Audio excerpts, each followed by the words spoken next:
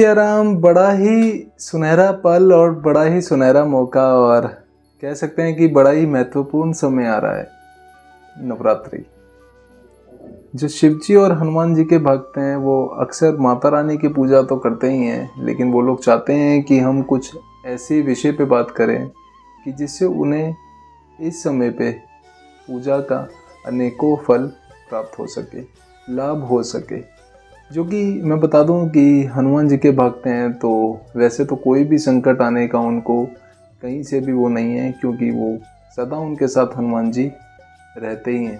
क्योंकि हनुमान जी अपने भगवान राम और अपने भक्तों के लिए हमेशा ही खड़े रहते हैं। लेकिन कुछ विशेष पल, कुछ महोत्सव, और जैसे कि आपको पता है कि हनुमान जन्म महोत्सव भी आने वाला है, तो ऐसे सुनहरे पलों में और सुनहरे नवरात्रि में जो आ रहे हैं माता रानी के 9 दिन के, जिसमें आपको हनुमान जी के साथ साथ माता रानी का भी आशीर्वाद मिलता है, तो ऐसे विशेष मौके पे कैसे हनुमान जी को आप प्रसन्न कर सकते हैं। क्योंकि इन मौक़ों पे पूजा करने का थोड़ा लाभ अधिक हो जाता है। इन विशेष मौक़ों पे पूजा का लाभ डबल ट्रिपल हो जाता है, ये मान के चलो कि सोने पे सुहागा। तो इस नवरात्रि में आप कैसे हनुमान जी की पूजा कर सकते हैं, आज हम इसी विषय में बात करेंगे। कैसे आप करेंगे हनुमान जी को प्रसन्न, कैसे हनुमान जी प्रत्यक्ष रूप से आपके साथ खड़े हैं, तो आज इन्हीं विषयों में हम बात कर रहे हैं। तो मैं बता दूं कि हनुमान जी उन्हीं का सपोर्ट करते हैं जो सिर्फ सही रास्ते पे चलते हैं, अच्छे कामों के लिए लगे रहते हैं और गलत काम को नहीं देखते, नहीं करते। और हनुमान जी की पूजा उनके लिए बिल्कुल अनुचित है जो गलत कार्य करें, गलत काम में हैं। क्योंकि हनुमान जी सदा बाल ब्रह्मचारी रहे हैं। हनुमान जी की आराधना के बहुत से लाभ हैं, जिन विषयों पे आपको ये निरंतर अभी चर्चाएं इस चैनल पे मिलेंगी। और हनुमान जी की कैसे पूजा की जाए, किस तरीके से हनुमान जी को प्रसन्न किया जाए, शिव जी को प्रसन्न किया जाए, तो अलग अलग बहुत से टॉपिक आते हैं। तो ऐसे कुछ विषयों पे अभी हम निरंतर वार्ता करने वाले हैं। हमारे साथ बने रहिए और इन विषयों की चर्चा जो हम आपके साथ करें, इनको अपने ऊपर इम्प्लीमेंट भी करके ज़रूर देखिए। अब जैसे नवरात्रि आ रहे हैं, नवरात्रि में माँ दुर्गा का हवन होगा, हवन करते हैं। सब लोग हवन करें, अपने अपने घरों में निरंतर 9 दिन तक हवन करें। तो हवन करने के भी अनेकों लाभ हैं। करने से देखा जाता है कि घर में पूरी नेगेटिविटी दूर हो जाती है, पॉजिटिविटी आती है, एनर्जी बढ़ जाती है। अब हवन करने से ही इतने लाभ हैं। अब वो जब नवरात्रि के टाइम पे आप अभी हवन करेंगे, तो अब ये मान लीजिए कि माता रानी भी आपके घर में विराजमान होंगी 9 दिन तक। ऊपर से आके माता रानी आपके यहाँ विराजमान हो रही है और उसमें हनुमान जी के लिए आप पूर्ण आहुति हवन भी कर सकते हैं। तो आपको हनुमान जी का भी आशीर्वाद प्राप्त होगा और माता रानी का भी आशीर्वाद प्राप्त होगा। तो हवन निरंतर आप करें तो बहुत ही अच्छा। नहीं तो नवरात्रों में अगर कोई कर सकता है तो एक बार तो हवन आप ज़रूर करें, चाहे तो आप मंगलवार ले लें, चाहे तो नवरात्रि के बीच का कोई शनिवार ले लें। तो इन मौक़ों पे हवन करने का अधिक लाभ प्राप्त होता है, बहुत ही फलदायी होता है। अब हम साथ ही बात कर लेते हैं कि जब नवरात्रि का मौका है, सुनहरा मौका है, तो अब मान लीजिए कि इसमें आपका कोई भी कार्य, जो ऐसा कार्य है वो नहीं बन पा रहा, तो उसके लिए हम क्या कर सकते हैं। अब उस कार्य में बार बार असफल हो रहे हैं, तो ऐसा कौन सा कार्य है जो हनुमान जी से हम अपना बनवाना चाहते हैं, हम इस नवरात्रि में करना चाहते हैं। लेकिन हाँ, शर्त यही है कि करना आपको इसी नवरात्रि में ही है, नवरात्रि के समय पे ही करना है ये कार्य। आप निरंतर हनुमान चालीसा का पाठ कीजिए, जो कि आपको 108 बार करना है। अब डिपेंड ये करता है कि आप अगर सक्षम हैं डेली करने के लिए, 108 पाठ आप सक्षम है कि आप डेली कर सकते हैं, तो बहुत ही अच्छा है, तो उत्तम है। और अगर आप नवरात्रों के 9 दिन में ही 108 कंप्लीट करना चाहें तो वो भी अच्छा रहेगा।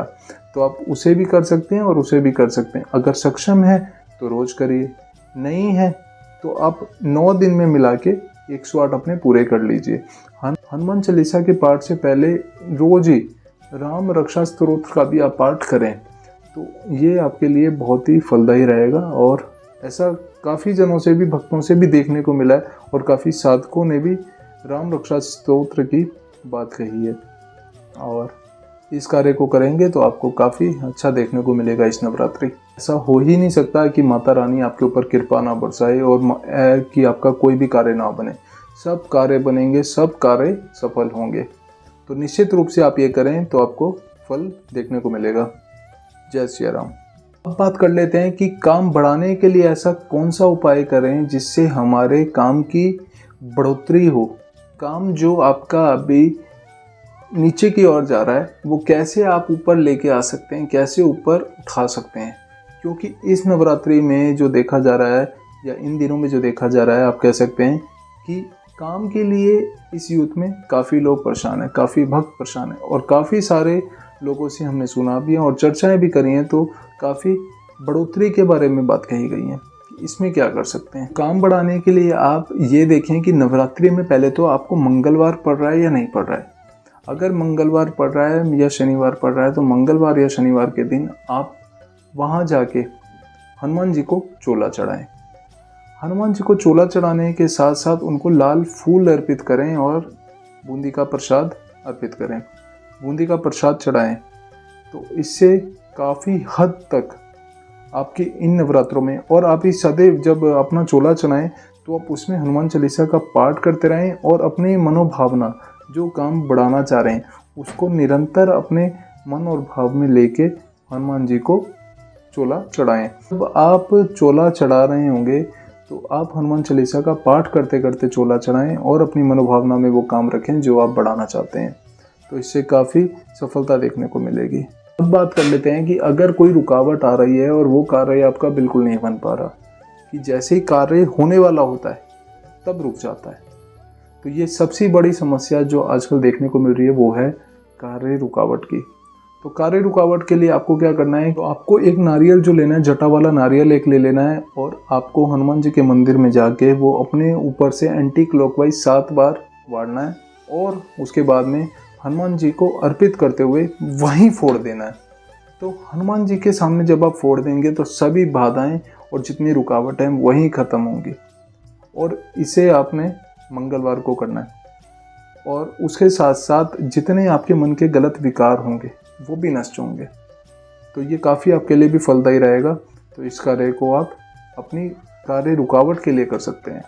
अब मान लीजिए एक इस यूथ में सबसे बड़ी समस्या आ रही है कि देख के हम किसी को इतना जल जाते हैं कि हमें ये लगता है कि हमें मान सम्मान नहीं मिल रहा और हमारे कार्य नहीं बन रहे, हमारा नाम नहीं हो रहा, हमारा काम नहीं हो रहा। अब मान लो कोई इतनी सारी अर्निंग भी कर रहा है तो उसको लगता है कि मेरी उतनी क्यों नहीं है।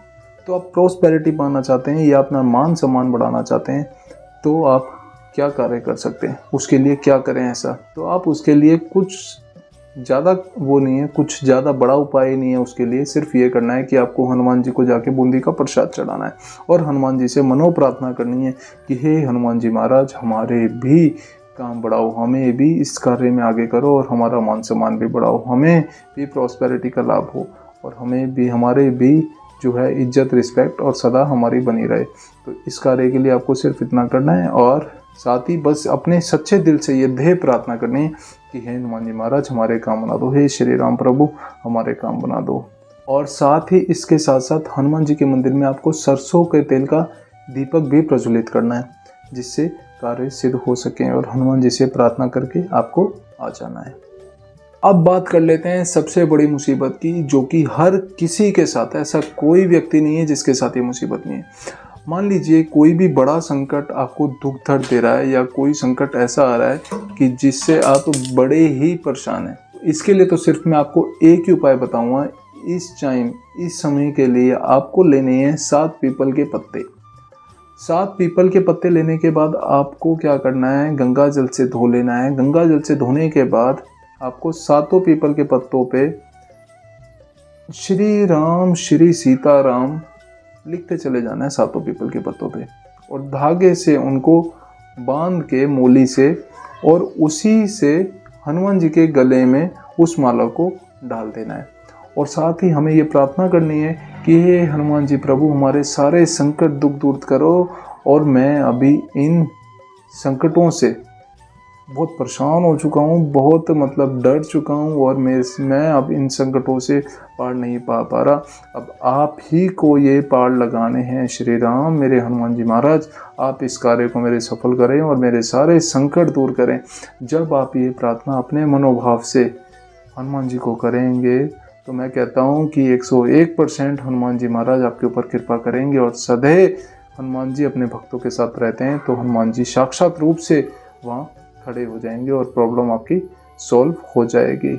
बस आपको ये ध्यान रखना है कि आपका उस टाइम का भाव वहाँ पे उत्पन्न हो रहा हो हनुमान जी के आगे, कि जैसे ही आपका हनुमान जी के आगे इतना भाव उत्पन्न हो जाएगा तो आपको वहीं पता चल जाएगा कि मेरे भाव में दम है और हनुमान जी की कृपा वहीं बरसने लगेगी।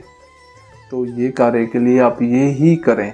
ये जो मैंने आपको उपाय बताए हैं ये हमेशा सक्सेसफुल और फलदायी देखने को मिले हैं, तो आप इस नवरात्रि में इनको करके देखिए। इनको इस तरीके से करेंगे तो आपको काफ़ी फल देखने को मिलेगा। तो बने रहिए हमारे साथ और जय श्री राम।